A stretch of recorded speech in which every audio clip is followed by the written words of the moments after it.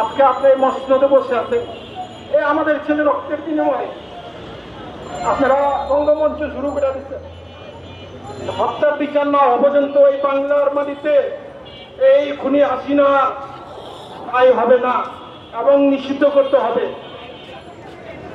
আর যারা এই ছাত্র সমন্বয়ক আছেন, যারা আজকে আপনারা এত কিছু করতেছেন, আপনারা কেন একটা পরিবারের প্রতি সহানুভূতি দেখেন নাই এবং কেউ পাশে দাঁড়ান নাই এবং খবরই নেন নাই? আপনারা তো খবর নেবেন। আপনাদের কারণে আমাদের সন্তানরা হারিয়েছে। আর আজকে আপনারা কেন আমাদের একটা সন্তানের দিকে খবর রাখেন না? সব আছেন আপনাদের আখের গুছানো নিয়ে। আমি আর কিছু বলতে চাই না। শেখ হাসিনার বিচার চাই। আর এই বাংলার জমিনেতে যাতে শেখ হাসিনা নিষিদ্ধ করা হোক, এইটা আমরা চাই। আল্লাহ হাফেজ।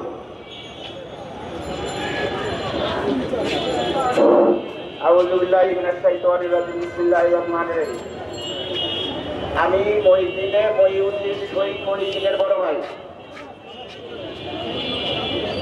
আজকে আপনারা প্যারাডো গাড়ি কোথায় পাইলেন? আপনারা আজকে প্যারাডো গাড়ির এসির বাতাস কোথায় পাইলেন? আমাদের শহীদের ভাই রক্তের বিনিময়ে আজকে প্যারাডো গাড়িতে ঘুরতেছেন, কিন্তু আমাদের কোনো খোঁজ খবর নেন না। আজকে আমি পরিষ্কার বলে দিতে চাই, আমাদের যদি পাশে আপনারা না দাঁড়ান তাহলে আমরা রাস্তায় আত্মহত্যা করতে রাজি হব। আমরা সচিবালয় ঘেরাও করব, আমরা মন্ত্রণালয় ঘেরাও করব।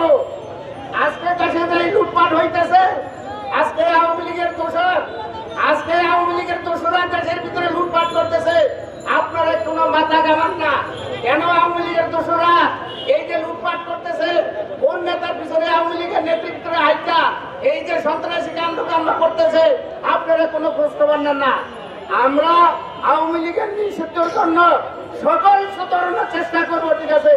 যতক্ষণ পর্যন্ত আওয়ামী লীগ নিষিদ্ধ না হবে এই বাংলাদেশে নির্বাচন দিতে দিব না, ইনশাআল্লাহ।